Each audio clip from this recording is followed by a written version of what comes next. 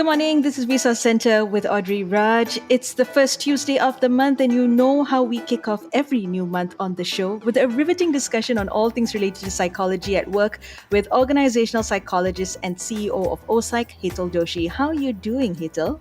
I'm as good as I can be, Audrey. How are you? I'm doing good too. Now, Good. it's going to be an interesting one. It always is, but an extra interesting one because we're going to be talking about conflict at work today, right? Now, why have you chosen to discuss conflict now, Hazel? And is it because we're all slowly preparing or have started to go back to the office as of late? I think it's ever since humans were born, we've had conflicts, right? Mm. And I think pandemic has exposed a massive amount of conflicts, not on potentially a more physical side of conflict, but definitely an internal type of conflict, meaning kind of conflicts that we have to deal with at home or having to influence and negotiate for certain things that we really want. But it's very difficult to kind of have these conversations happen whenever there's conflict that occurs.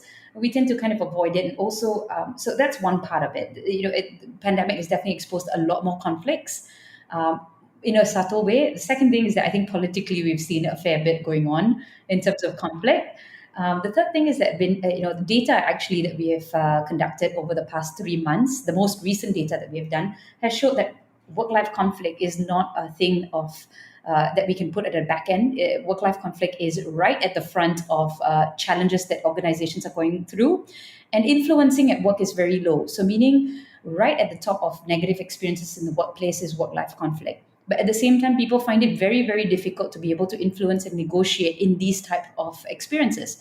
So you can see that conflicts are increasing, conflicts are being more pervasive. You can experience it a lot more visibly also in political environments, social media, and our own personal lives.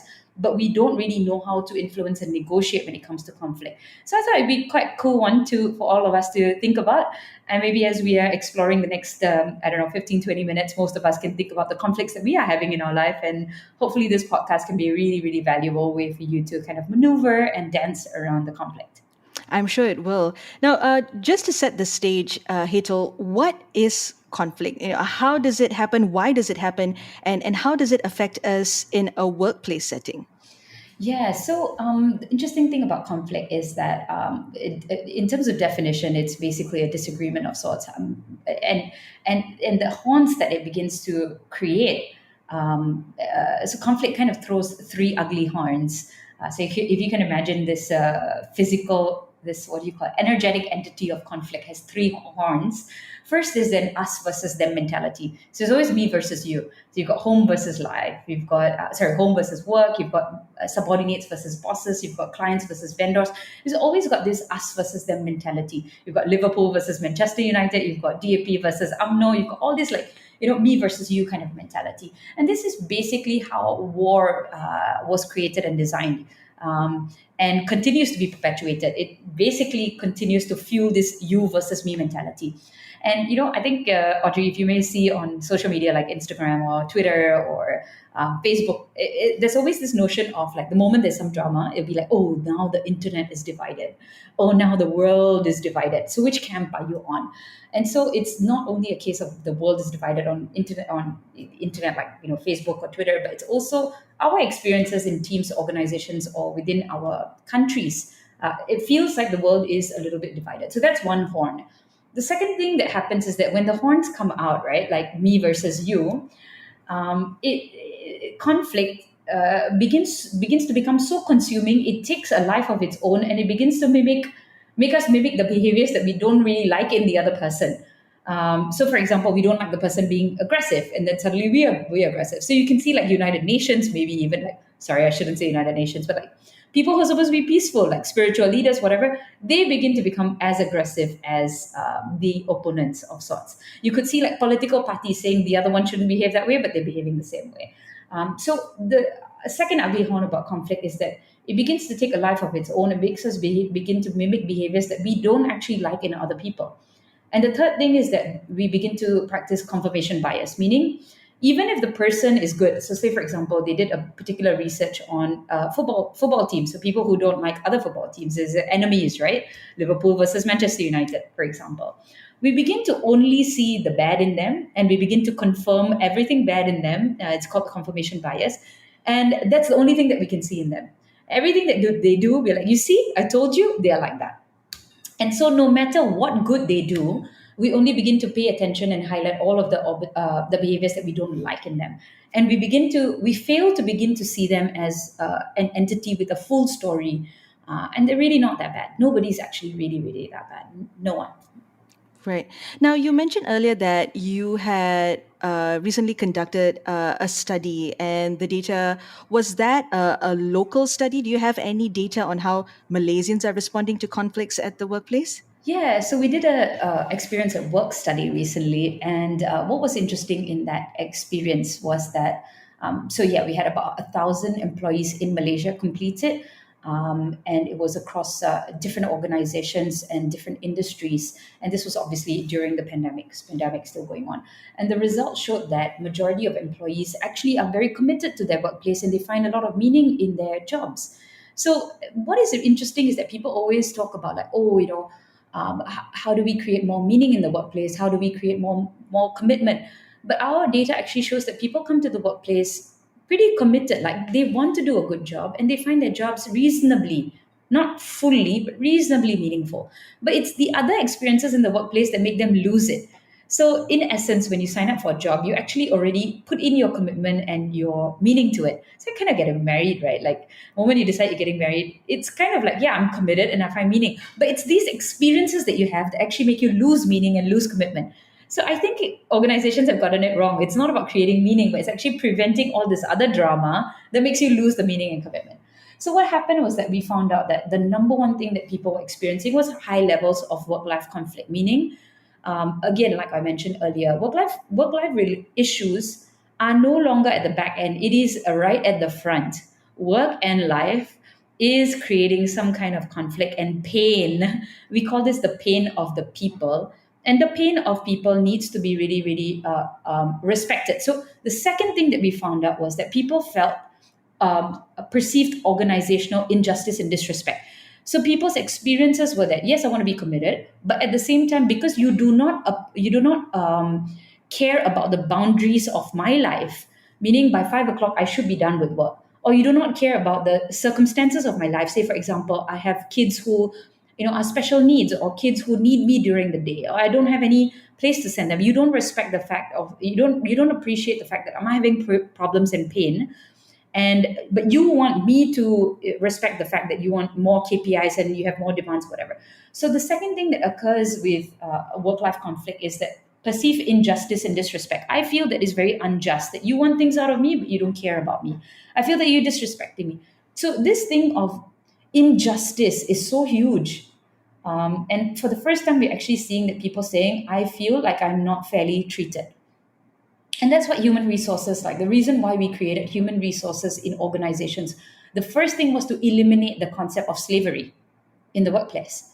Yet people still feel like they are slaves to power and authority in the workplace. And the third thing that we found was that people feel that even though I feel that it's a bit unjust and there's disrespect between work and my life, they feel that they have very little influence at work in Malaysia.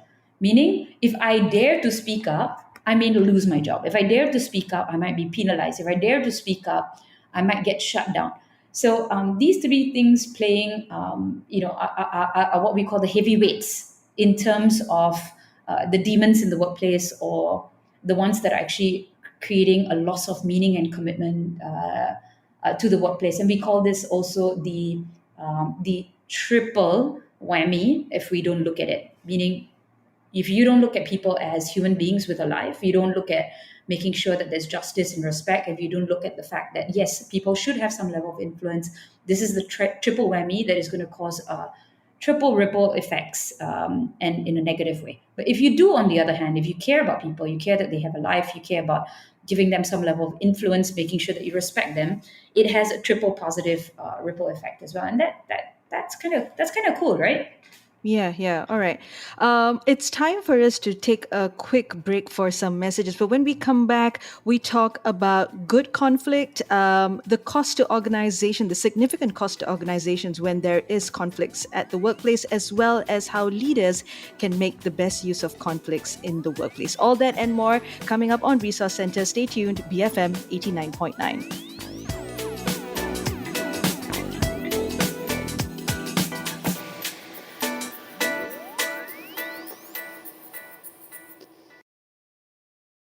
Break from monotony. BFM 89.9.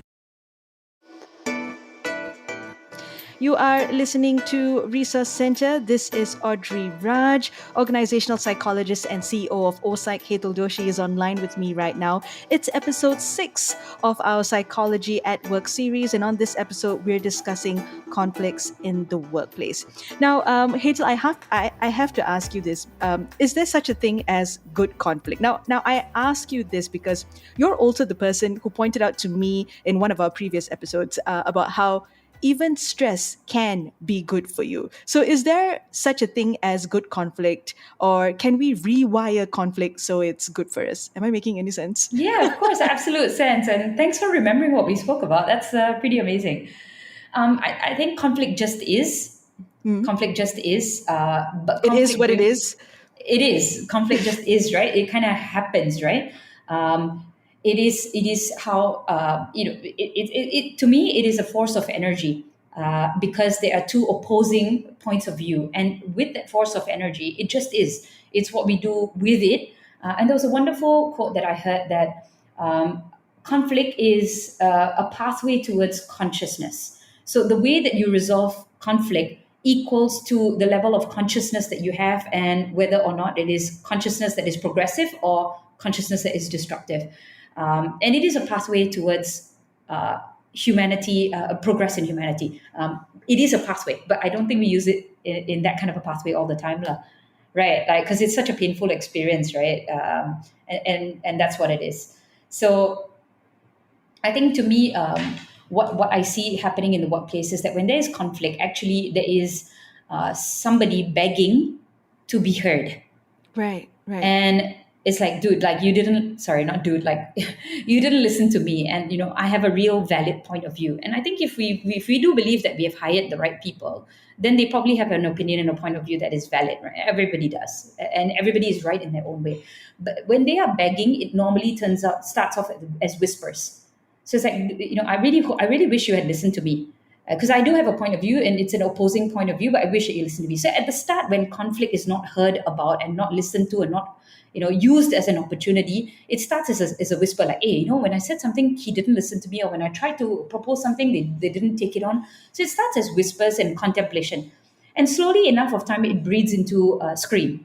So if we do listen to it, it creates, from this pain, right, of begging to be heard, it either creates more suffering if you don't listen to it, or it creates possibilities. So I think conflict is.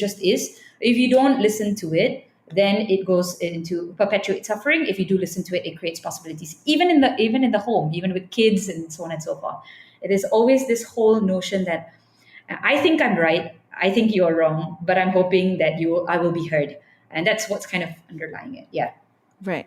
Okay. So, what is the best way to respond to conflicts in order to turn it into a possibility and not into further suffering? What is the best way? How do you respond in the best way to conflicts? I think one thing that I would like to highlight before we get into like resolution, right, is that a lot of us think that it could be because of tasks or chores in the workplace. That's why we have conflict. But actually, underlying most task-related conflicts would be relationship conflicts, meaning because you told me something, now I have an issue with you as a person. So the first thing to realize is that most issues may look like task-related conflicts, but they could be relationship conflicts. So the first thing that I would recommend would be, what is the outcome that we really want over here? And the outcome wouldn't be just about the goal, but the kind of experience and relationship that I really want to have. So yes, I want to get a job done. So the first thing would be like, okay, what's the outcome that we want? Probably get the job done, but don't forget what kind of relationship we want to have and the experience that we want to create. Meaning, I want to get a job done with a real partner who we both listen to, and I want to have a joyful experience, for example. A lot of people talk about KPIs and outcomes, but we don't talk about like the kind of relationship we want to have while we are achieving it and the kind of experience we want to create for each other. The second thing would be to keep it safe and not to use power play. So I think, for example, the current government, I probably don't want to get into politics at all. What they've done really well is to say that, hey, how do we create an inclusive environment where everybody is safe and everybody contributes to some kind of ideas about how we can do better? So what kind of environment do we want to create? And we use this concept called psychological safety, meaning in my mind and in my heart, I feel safe to be able to contribute going forward. And the third thing would be when we argue based on either opinions or evidence. And so I think one thing that happens is that a lot of people argue based on my opinion versus your opinion. And that's become very, very tiring. And a lot of times we end up having something called the HIPPO or the HIPO, which is HIPPO, the highest paid person in the office opinion becomes the most valid. But no, we don't want the highest paid person's opinion to be the only opinion. We want evidence-based concepts to say, hey, what works and what doesn't work and how do we move forward? I think in terms of conflict, the moment you decide that you are not happy with someone or that you're going into battle, please be prepared to dig through two graves. Because human beings are very sensitive these days. Very, very sensitive. We all have a lot of drama and a lot of challenges that we're all going through. So if you want to create drama in my life, you don't want to listen to me, you don't care about me, you don't want to respect me, let's be prepared to dig two graves. One for the other person who you're trying to have a conflict with and one for yourself. Because we are going to when it comes to conflict, we're going to create animosity. Because at the core of a human being, we have a deep aversion towards losing. More than anything, Audrey, a human being does not want to lose. So we have a massive loss aversion and aversion to losing. And so if you make me lose, I'm going to have a vicious and purposeless cycle of, okay, let me make you lose as well. But at the core of it also is this miracle of human empathy, meaning if I care about you, and I want to listen to you, it is also the core of creativity, meaning let's use our pain and be creative about pathways. And so really it is about choice. Conflict brings about a choice, either of progression or destruction. And I would definitely say choose wisely. Right.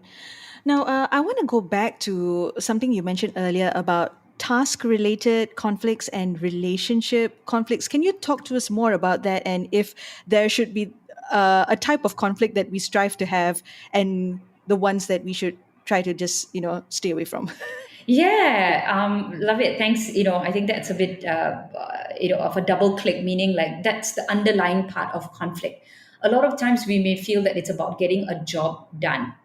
But at the same time, in trying to get a job done, we end up having a difference in opinions, a difference in values, a difference in priorities. And then what becomes the bigger issue is that I don't really like the way that you're talking to me, or I don't really like the fact that your agenda is different from my agenda. And the idea of like likability rather than getting the job done becomes an issue. And so companies like Walt Disney, for example, what they do is that they start off by saying, it's not about whether I like you or not like you, I love you. So they build a lot of love into the system. So they come in saying, I love you, and it's not a fake kind of a I love you. They actually build a lot of investment to getting people to really love each other in the workplace. And when they start based on like, okay, all right, what we're doing over here is that we're having arguments based on what is best, the best outcome for our clients. And so even in like, little animated movies, right? What they were looking at was like, okay, what should the color of the character be? So what happened was that everybody had their own opinions, but what they needed to do was they needed to focus on the task itself. What is the task? The task is about how do we get the highest amount of people who love the color and the feel of the character. And so they said, instead of us arguing, let's get customers to make choices about what it is that they really wanted. So they were no longer arguing as opinions and agendas and whatever. They really focused on what was the outcome of the task rather than the relationship. In fact, they often say we should use very high social lubrication, meaning we should really, really create a lot of love. Like, when you drink or when you eat or when you be merry, there's a lot of social lubrication. All of us love each other. But we should create a lot of intellectual friction. So the love doesn't go, but the intellectual, so lubrication versus friction. So we are lubricated in the sense of like there's a lot of flow in the relationship, and there's a lot of friction in terms of ideas, so that we can get the best idea for the customer. Yeah. Does that make sense? Yes, But yes, yes. there's no hurting each other in the process. There's no hurting each other in the process. There's just like what will be the best idea to be able to get the best outcome for tasks as well. And what is also interesting, Audrey, over here is that the way that we have conflicts, the way a leader has a conflict equals to the way that the rest of the organization ends up having a culture conflict. So what they realized in organizations was that if you are very dominant, like as a leader, and that you dominate conflicts, that you dominate the conversation, the rest of the organization typically begins to have a lot of dominating type conflicts, or they avoid it completely because they don't want to deal with it. But if you have also avoidance, so if leaders are very avoidant, the rest of the organization tends to avoid it. But if you have a very visible collaborative conflict culture, meaning we are here to have a conflict, but in our conflict we become better as people, and that we love each other more, then typically the rest of the organization has that kind of a culture as well. So, a lot of tech companies actually at the core of who they are and what they do is all about how do we fight with each other well.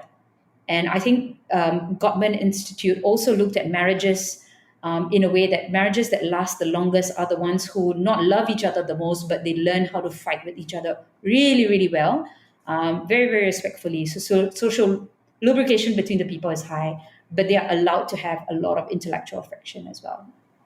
Right. Okay, very interesting there. Maybe some What was lessons it? there for home as well. Can I ask you what was interesting for you? The fact that it really just relates to all parts of our lives. It's not just in the workplace, but it's really, it comes down to how we deal with others, the treatment. Because at the end of the day, I think we are all, if you chunk up, we are all trying to do the same thing. What's best for the company, what's best for all the staff. But it's just sometimes a difference of opinion or difference of the way we handle situations that creates that conflict. So it never really is about the task at hand. It's mostly about how we go about Relate. dealing with that, relating, and how we go about dealing with that task at hand. That's so wonderfully said. I love it. Hazel, just one last question before I let you go. Conflicts can come at a significant cost to organizations. Environments where conflicts are poorly managed are associated with high rates of employee turnover, also absenteeism. So, as a leader, how can we make the best use of conflicts in the workplace? Do you have any tips? Yeah, I think the first thing that I would do as a leader, so that it's very measurable, would be to create a KPI on how well we fight with each other. How well do we fight with Interesting. each other? And how enjoyable can we create? How much of joy can we get out of creating high conflict resolutions as well? And how much of progress do we have from conflict?